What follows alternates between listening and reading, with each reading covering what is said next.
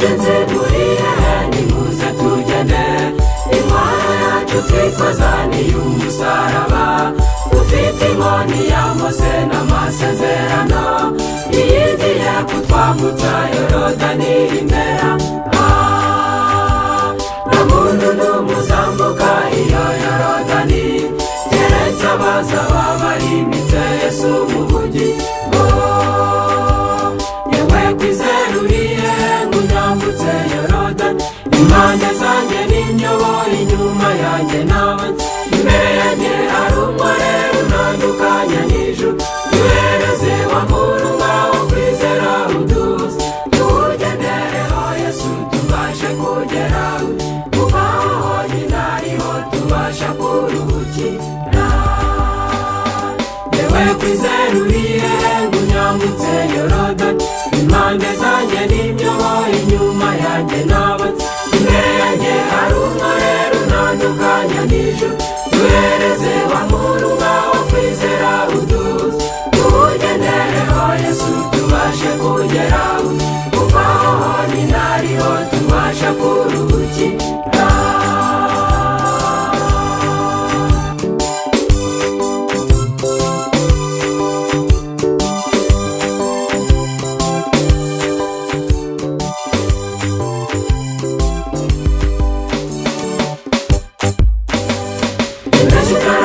Izuba naryo ntabwo wamenya, igiti gihanganira izuba ntikitihangana, keretse izuba rivuye amababa akagwa, cyangwa se ntabwo kigasigara gihagaze cyende.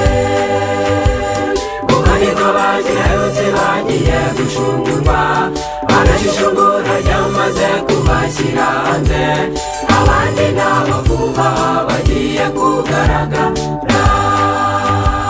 Yewe kwizera uriye ngunyambutse Yorodani, impande zanjye n'inyobo, inyuma yanjye n'abanzi, imbere yanjye hari umurere unandukanya n'ijuru. Duhereze wa murunga wo kwizera uduze, tuwugendereho Yesu tubashe kugeraho, kuko aho honyine ariho tubasha kuruhukira. Yewe kwizera uriye ngunyambutse Yorodani, impande zanjye n'inyobo, inyuma yanjye n'abanzi, imbere yanjye hari umurere unandukanya n'ijuru. Duhereze wa murunga wo kwizera uduze, tuwugendereho Yesu tubashe kugeraho, kuko aho honyine ariho tubasha kuruhukira.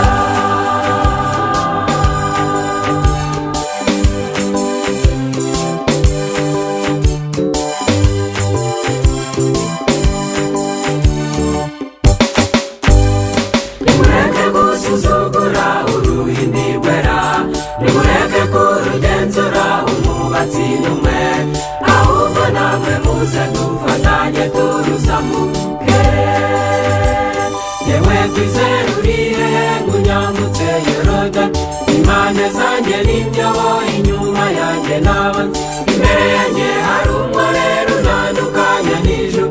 Duhereze wa murunga wo kwizera uduze, tuwugendereho Yesu tubashe kugeraho, kuko aho honyine ariho tubasha kuruhukira.